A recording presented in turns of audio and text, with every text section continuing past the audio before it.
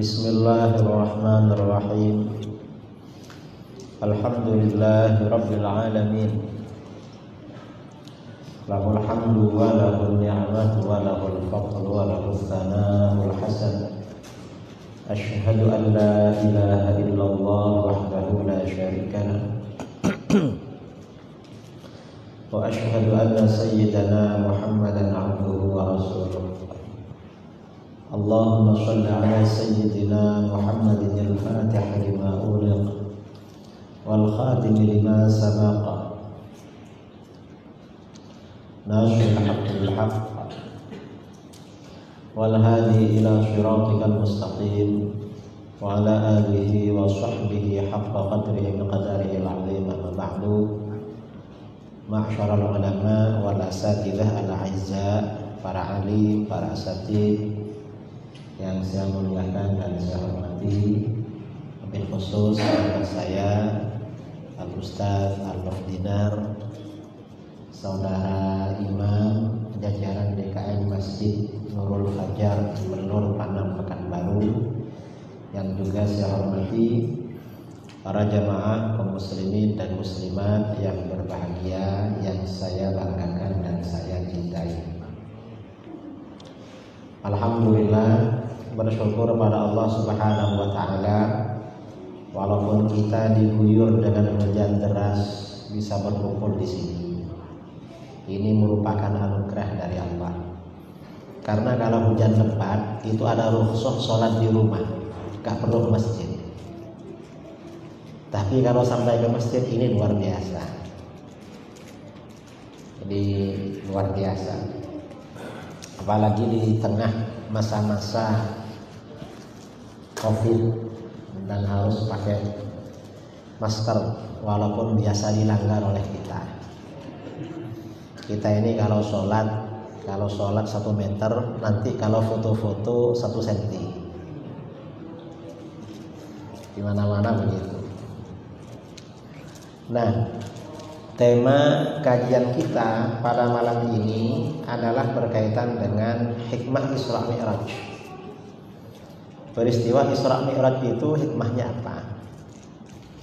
Kalau secara umum Isra Mi'raj itu, kalau alur ceritanya Isra itu artinya diberangkatkan pada waktu malam. Jadi Rasulullah SAW diberangkatkan pada waktu malam dari Masjidil Haram ke Masjidil Aqsa. Kemudian dari Masjidil Aqsa naik ke langit pertama, kedua, 3, 4, 5, 6, 7 sampai Sidratul Muntaha, berjumpa dengan Allah. Secara umum begitu.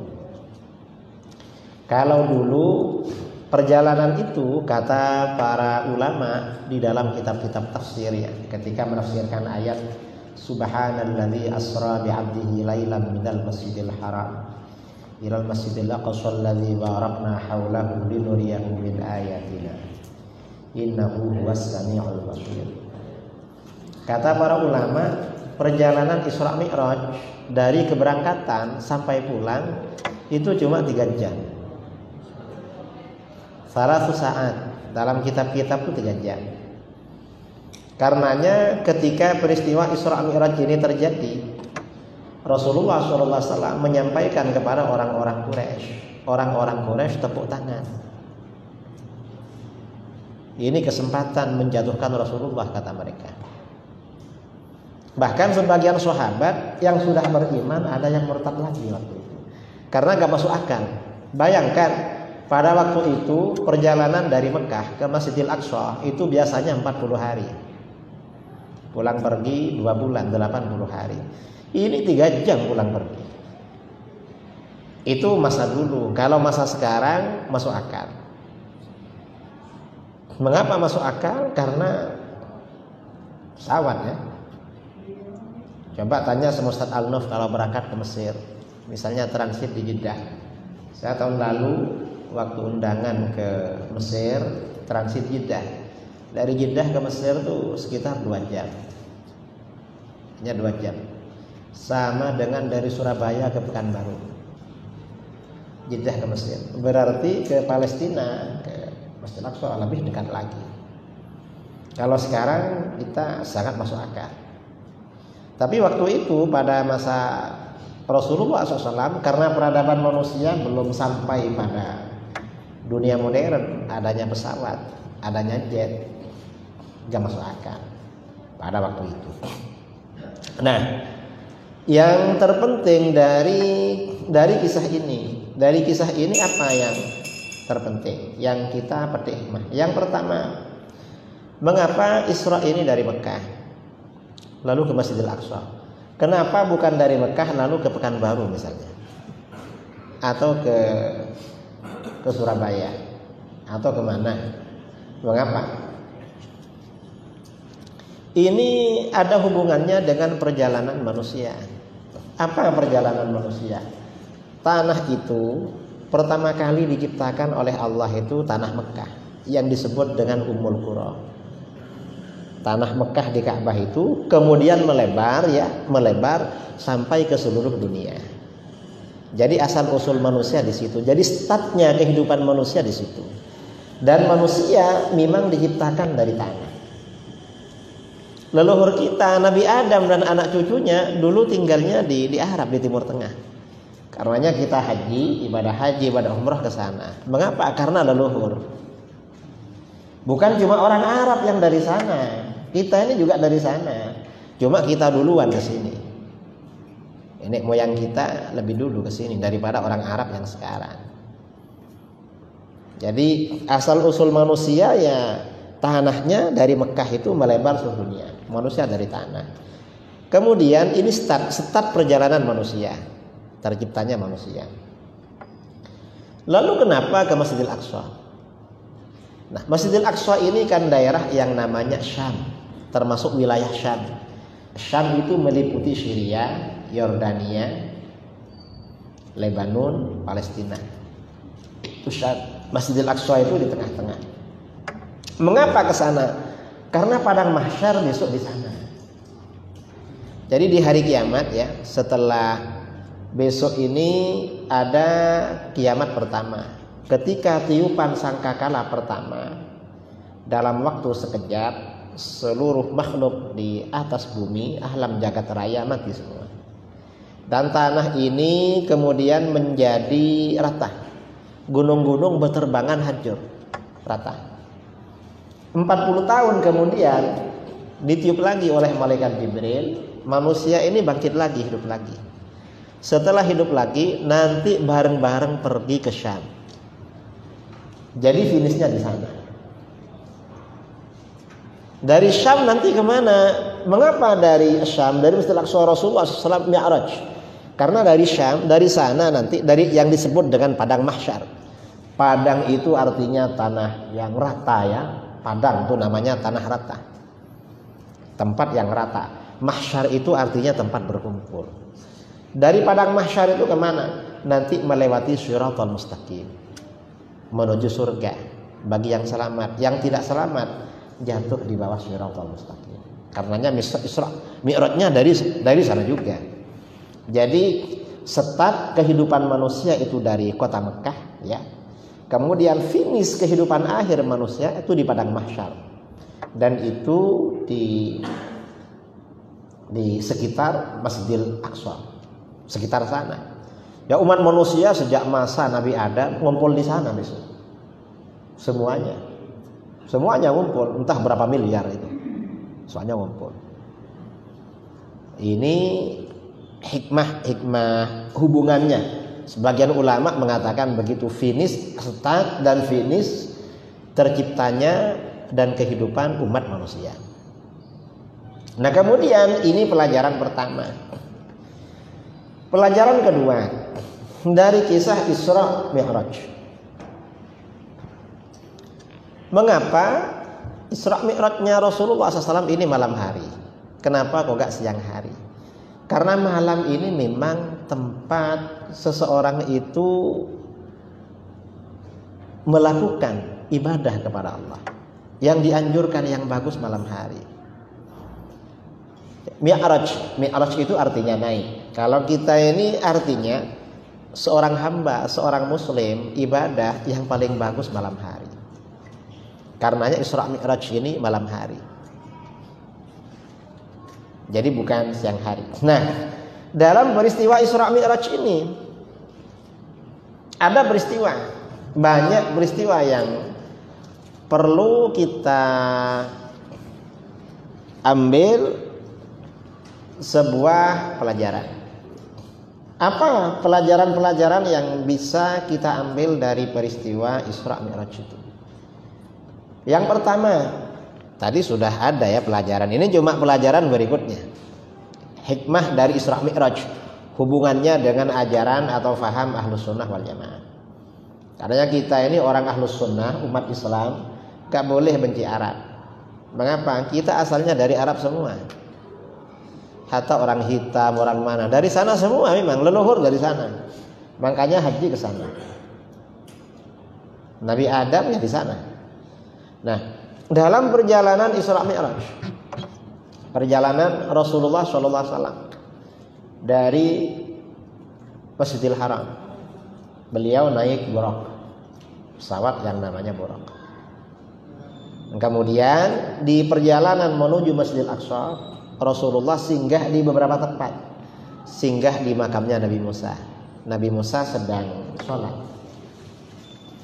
Singgah di tempat kelahirannya Nabi Isa, Bethlehem. Lalu sholat di situ. Ini artinya apa? Ini kata para ulama menunjukkan anjuran berziarah ke makam. Ke makam orang soleh. Seperti para nabi. Para nabi ini orang soleh kelas atas. Kalau selain para nabi, orang-orang soleh di bawahnya. Dan ini juga mengandung pelajaran bertabarruk dengan asar, dengan peninggalan orang-orang soleh. Karena di Bethlehem, Baitul Lahmin, itu tempat kelahirannya Nabi Isa. Baginda Rasulullah SAW sholat di situ 2 rakaat. Karenanya sholat di masjid-masjid lama yang dibuat oleh orang-orang dulu itu lebih afdol daripada yang dibangun orang-orang sekarang. Mengapa? Karena masjid-masjid yang lama itu banyak orang soleh yang dulu-dulu di situ. Dan hartanya orang dulu-dulu bersih-bersih. Dulu belum ada bank. Kalau yang sekarang ini ya sudah kurang orang solehnya. Nah, kemudian sampai di Masjidil Aqsa. Begitu sampai di Masjidil Aqsa, malaikat Jibril azan. Begitu azan, seluruh arwah para nabi, para rasul, para malaikat ngumpul. Artinya apa? Kalau azan segera datang. Azan itu memanggil. Setelah kumpul baru iqamah. Kalau jamaah sudah kumpul iqamah. Setelah iqamah, maka bagaimana? Semuanya berbaris shaf dan rapat pada waktu itu karena Covid waktu itu gak mempan. Entah sudah ada apa belum nggak tahu. Kayaknya yang mempan di sini cuma. Karena di daerah-daerah lain itu sudah tidak mempan Covid. Jadi begitu rapat, soft rapi, maka bagaimana? Malaikat Jibril meminta baginda Rasulullah SAW untuk menjadi imam. Nah, ini artinya apa?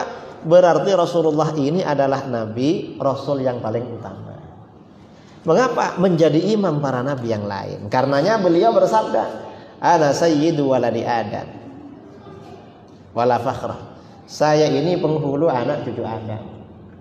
Adam wa man dunahu tahta liwa'i yaumal qiyamah. Adam dan nabi-nabi yang setelahnya itu di bawah bendera saya pada hari kiamat. Ini menunjukkan Rasulullah SAW itu adalah makhluk yang paling utama. Karenanya di dalam kitab Tauhid, dalam kitab Aqaid dikatakan wa afdalul khalqi 'alal itlaqi nabiyuna famil 'anis syiqaqi. Dan makhluk yang paling utama secara mutlak adalah nabi kita sallallahu alaihi wasallam. Makhluk paling utama. Nah, ini penting kita membicarakan makhluk paling utama. Mengapa? Kita umatnya. Karena keutamaan misalnya orang tua. keutamaan orang tua, keutamaan guru, apalagi keutamaan Nabi itu ada berkahnya pada pengikut. Ada orang tuanya banyak uangnya, itu lebih enak daripada yang orang tuanya gak punya uang. Ini secara duniawi. Ada orang tuanya soleh, ini lebih beruntung daripada orang yang orang tuanya tidak soleh. Apalagi ada umat nabinya paling utama, ini paling beruntung. Mengapa? Kita ini nakal-nakal begini, umatnya Nabi paling utama. Karena kalau paling utama, paling banyak rahmat, paling banyak anugerah dari Allah yang diberikan kepada nabinya, kemudian dialirkan kepada umatnya. Makanya ada orang tanya ya, kenapa kok mengadakan acara Isra Mi'raj? Orang-orang yang gak suka Isra Mi'raj itu ya macam-macam lah. Nabi gak pernah mengadakan Isra Mi'raj. Lah, ini dari siapa? Hadis-hadis tentang Isra Mi'raj itu banyak versinya. Itu kan dari Rasulullah SAW. Karena sekarang ini kalau gak ada Isra Mi'raj, orang gak ngerti apa maksud Isra Mi'raj. Kita ini penting. Nah, jadi ini keutamaan Rasulullah SAW, bahwa Rasulullah ini makhluk paling utama, ini memberkahi. Barokahnya apa? Umatnya juga umat paling utama. Karena Rasulullah ini makhluk paling utama, umatnya umat paling utama. Untuk berkumpul dengan Rasulullah modalnya ringan bagi kita, gak berat. Mengapa? Karena nabinya paling utama. Ini kata sahabat ya. Hadis riwayat Bukhari. An Anas bin Malik, dari Anas bin Malik radhiyallahu anhu. Ada seorang Arabi, Arabian. Atan Nabi SAW faqala. Ada seorang Arabi datang kepada Nabi SAW. Lalu Arabi ini berkata, Ya Rasulullah, mata sa'ah. Hai Rasulullah, kapan hari kiamat? Katanya nanti ada kiamat. Kapan Rasulullah? Rasulullah balik bertanya, ma'a'adat talaha. Apa persiapan kamu untuk hari kiamat? Persiapan kamu untuk hari kiamat apa? Karena hari kiamat ini hari yang sangat mengerikan, dahsyat. Harus ada persiapan. Kamu persiapannya apa? Laki-laki ini menjawab, ma'a'adattu laha syai'an ya Rasulullah. Kalau persiapan gak ada Rasulullah. Bingkas roti sholat, saya ini gak banyak sholat sunnah. Wala syiyam, gak banyak puasa sunnah. Wala sodaqah gak banyak pula katanya. Gak ada persiapan. Ghairu anni uhibbullah wa rasulah. Tapi saya ini cinta kepada Allah dan Rasulnya. Modal saya ini cuma modal cinta. Apa jawaban Rasulullah? Rasulullah menjawab, anta ma'aman ahbabta. Kamu besok hari kiamat berkumpul dengan orang yang kamu cintai. Kata para sahabat, ini sabda Rasulullah yang paling menenangkan. Mengapa? Cukup cinta pada Rasulullah. Kumpul. Ini mengapa seperti ini? Rasulullah ini makhluk paling utama memang. Cinta aja seperti itu barokahnya. Karenanya kecintaan kepada baginda Rasulullah SAW perlu ditanamkan. Anak-anak kita. Jadi kalau ke Gramedia, ke toko buku, beli buku-buku sirah nabawiyah, kisah-kisah para nabi, beli agar anak-anak baca, adik-adik di rumah baca. Mengapa? Kata pepatah bangsa kita, tak kenal maka tak sayang. Kenalkan Nabi ini kepada generasi, kenalkan agar ada cinta. Mengapa? Cinta aja insya Allah selamat. Karena Rasulullah ini makhluk paling utama, cuma cinta. Mencoba yang lain, modal cinta gak bisa. Misalnya ada orang melur, orang Panam ya, sering nonton TV lalu cinta pada artis.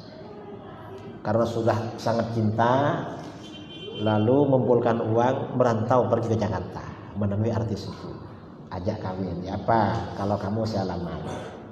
Kamu kok lamar saya? Saya mencintai kamu. Kira-kira diterima? Enggak diterima. Padahal sudah cinta.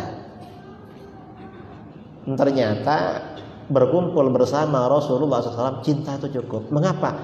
Karena mulianya Rasulullah. Karena kemuliaan beliau. Nah, ini ya. Kemudian Rasulullah naik ke langit pertama, berjumpa dengan Nabi Adam. Mengapa pada langit pertama berjumpa dengan Nabi Adam? Nabi Adam ini ayah sekalian umat manusia. Orang tua itu biasanya penjaga pintu, nungguin anak-anaknya. Langit kedua berjumpa dengan Nabi Isa. Mengapa berjumpa dengan Nabi Isa? Nabi Isa ini nabi yang masanya paling dekat dengan Nabi kita, Sallallahu Alaihi Wasallam. Dan nanti di akhir zaman Nabi Isa ini akan turun. Jadi akhir zaman ini nanti setelah umat Islam ini carut marut benar-benar kalah. Sekarang ini sudah kalah sebenarnya. Sudah kalah.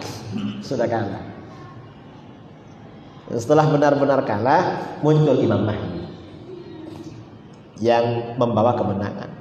Setelah Imam Mahdi muncul, Dajjal keluar. Setelah Dajjal keluar, Nabi Isa turun. Ini kapan? Karena masih dibicarakan, berarti belum akan datang ini. Imam Mahdi, Dajjal masih belum.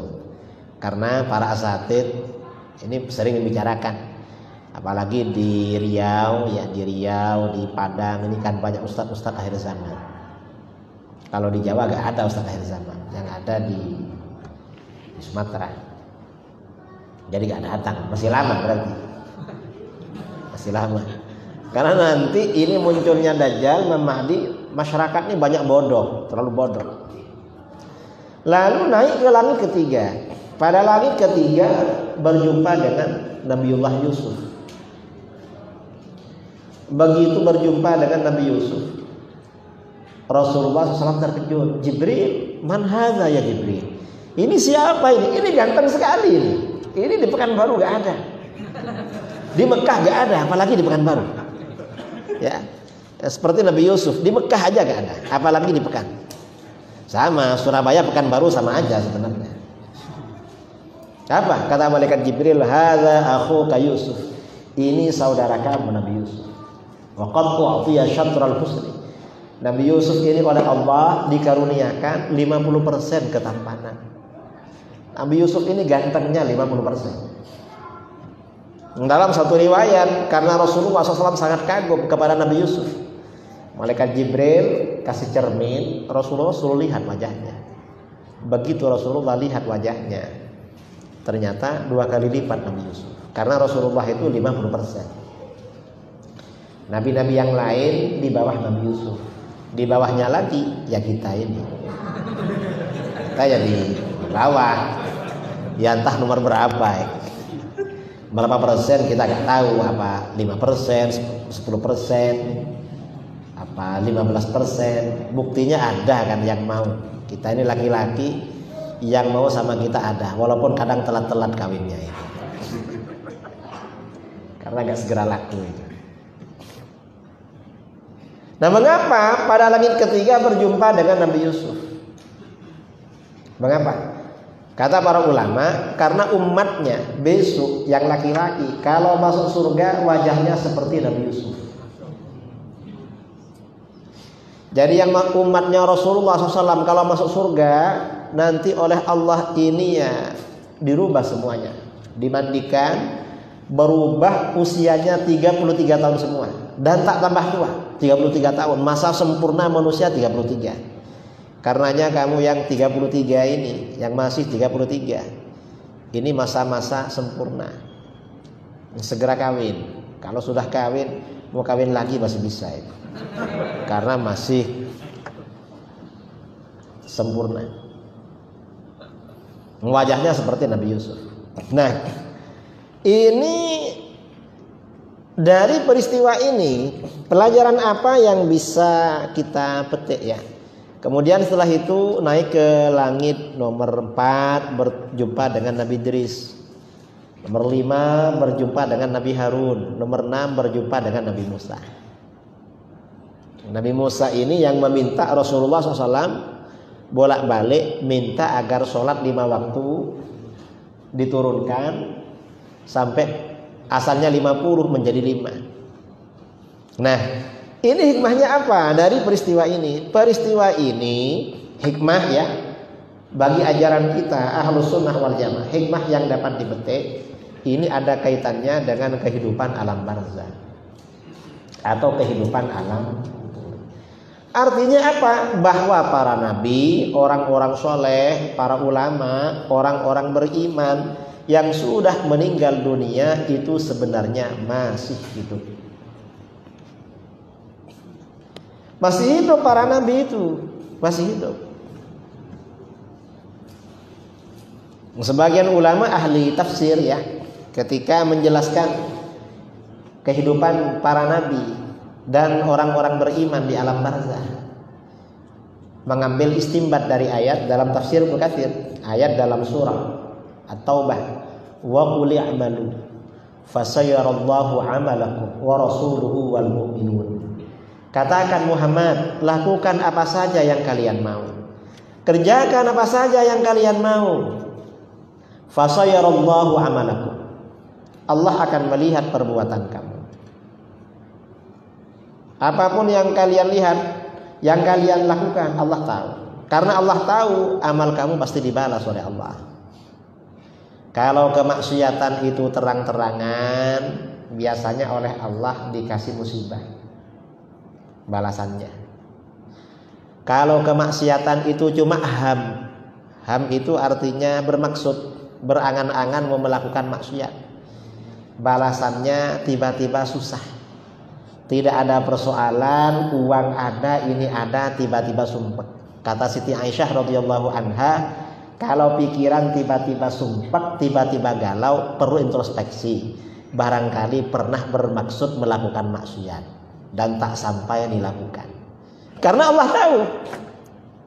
Sudah maklum ya, kalau Allah tahu perbuatan kita sudah maklum. Kemudian wa rasuluh, Rasul juga tahu perbuatan kamu. Yang dimaksud Rasul ini tahu perbuatan kamu, apakah berlaku ketika Rasul masih hidup atau sampai sekarang? Kata para ulama berlaku sampai sekarang. Karenanya di dalam hadis ya, Imam Ibnu Katsir ketika menafsirkan ayat ini, selain pakai dalil-dalil hadis Isra Mi'raj, menyampaikan hadis riwayat Al-Bazzar, Rasulullah SAW bersabda, hayati khairun lakum, tuhditsuna wa yuhdatsu lakum. Kehidupanku ini baik buat kamu. Aku ini hidup baik buat kamu. Mengapa? Tuhditsuna wa yuhdatsu lakum. Kalian berbuat sesuatu, nanti jawabannya, solusinya disampaikan melalui aku. Dulu ketika Rasulullah SAW masih hidup, setiap ada persoalan yang menimpa para sahabat, persoalan hukum tanya Rasulullah, persoalan pribadi menghadap Rasulullah. Bingung cari kerja, gak punya uang, ya minta sama Rasulullah. Ingin kerja, konsultasi pada Rasulullah. Kemudian ingin menikah, gak dapat-dapat, menghadap Rasulullah pula. Ada sahabat, kamu gak kawin. Rasulullah, siapa yang mau sama saya? Akhirnya apa? Oh, berarti ini minta dicarikan. Sebenarnya ingin kawin. Gini aja, kamu datang ke sana, ada suku sana, rumah sebelah sana punya anak gadis, sampaikan salam saya, suruh ambil mantu kamu. Ya datang ke sana, ada salam Rasulullah, saya suruh diambil menantu di sini. Ya diambil mantu. Sampai orang sakit, ada sahabat ya orang sakit menghadap Rasulullah. Ada sahabat namanya Qatadah bin An-Nu'man Al-Ansari. Pada waktu perang Uhud, salah satu matanya kena panah. Kena panah, akhirnya salah satu matanya jatuh keluar. Selesai perang, dibawa menghadap Rasulullah. Rasulullah, ini gimana ini? Solusinya gimana ini? Ada apa Qatadah? Lihat Rasulullah, mata saya tinggal satu ini. Apa kata Rasulullah? Rasulullah bersabda, kalau kamu mau buang saja, biar tinggal satu. Kamu nanti masuk surga. Tapi kalau kamu mau, saya kembalikan. Apa kata Rasulullah? Surga ini memang pahala yang agung dan diinginkan. Tapi kalau ini gak kembali lagi Rasulullah, mata saya tinggal satu, saya gak bisa kawin lagi. Saya ini suka kawin. Kalau tinggal satu, siapa perempuan yang mau Rasulullah? Akhirnya apa? Oleh Rasulullah dikembalikan. Rasulullah ini kalau mengembalikan nggak perlu pakai operasi, langsung selesai. Dan sampai wafat mata beliau yang sebelah itu lebih terang pandangannya daripada yang sebelahnya. Setelah dikembalikan, apa kata Rasulullah? Apa? Doakan masuk surga. Jadi doakan oleh Rasulullah. Didoakan. Rasulullah ini amalan sunnah tidak maksa. Dan dipaksa para sahabat. Ini sunnah, buang aja, kamu nanti masuk surga. Enggak. Rasulullah ini kalau nggak kembali ya apa? Gak ada yang mau sama saya. Jadi kembalikan. Padahal sunnah itu. Coba sekarang. Amalan sunnah yang nggak melakukan dimarah-marahi. Rasulullah gak gitu dulu. Gak gitu. Ada sahabat lain tunanetra menghadap Rasulullah, doakan nih biar sembuh. Rasulullah bersabda, kalau kamu mau, kamu yang sabar, biar buta, nanti masuk surga. Tapi kalau kamu mau ya tak sembuhkan. Kalau kamu mau, kamu biar buta aja, itu lebih baik bagi kamu. Berarti yang sunnah orang buta biar tak buta kan. Tapi kalau kamu mau tak doakan. Ternyata apa? Tidak Rasulullah, saya ingin melihat katanya. Ya dikasih cara oleh Rasulullah. Artinya apa? Kalau masalah makruh, masalah meninggalkan yang utama, gak apa-apa. Yang penting bukan perkara haram. Jangan dipaksakan. Karena orang-orang Wahabi itu, orang Salafi, orang meninggalkan sunnah, meninggalkan yang sunnah-sunnah, itu dimarahi. Seakan-akan meninggalkan barang haram. Hukum itu ada yang makruh, ada yang begini. Ya biar tidak apa-apa ditinggalkan memang. Syarat seperti itu. Jadi ketika Rasulullah masih hidup memang semua persoalan sahabat itu kepada Rasulullah. Lalu setelah wafat, kalau Rasulullah wafat gimana? Hayati khairun wa mamati khairun lakum. Saya ini kalau meninggal baik pula buat kamu. Mengapa? Tu'radu alayya a'malukum. Amal perbuatan kamu diperlihatkan kepadaku. Apa saja yang kita lakukan Rasulullah tahu. Fa in ra'aitu khairan hamidullah. Kalau aku lihat perbuatan kamu baik, aku memuji kepada Allah. Wa in ra'aitu ghaira dzalik istaghfartu lakum. Kalau aku lihat perbuatan kamu tidak baik, aku doakan Allah mengampuni dosa kamu. Ini rahmahnya Rasulullah. Tidak cinta gimana pada Rasulullah.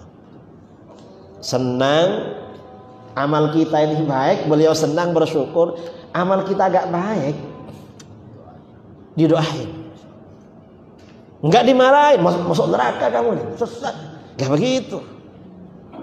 Didoakan. Kita ini kalau ada saudara kita, doakan pada Allah. Doakan. Jangan dijerumuskan. Itu Rasulullah.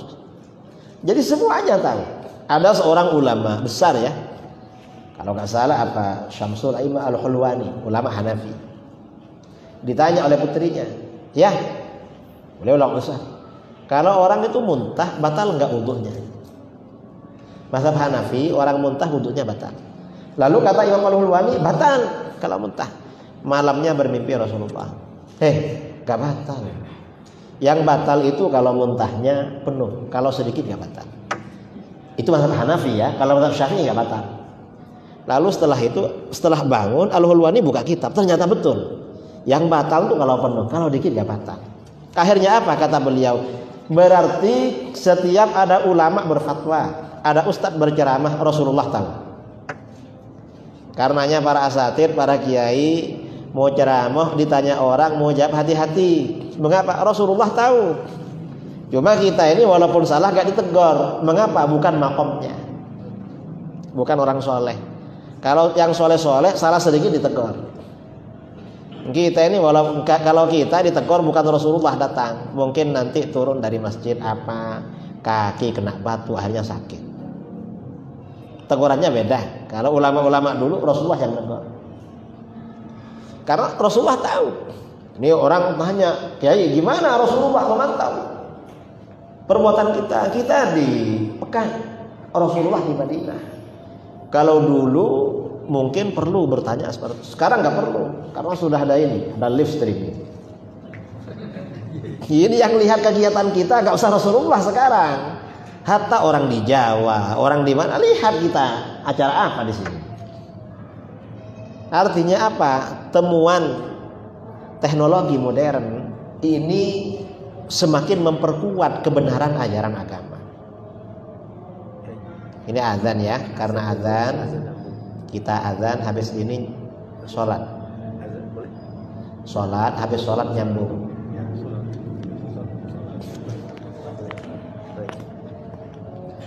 Wallahu a'lam.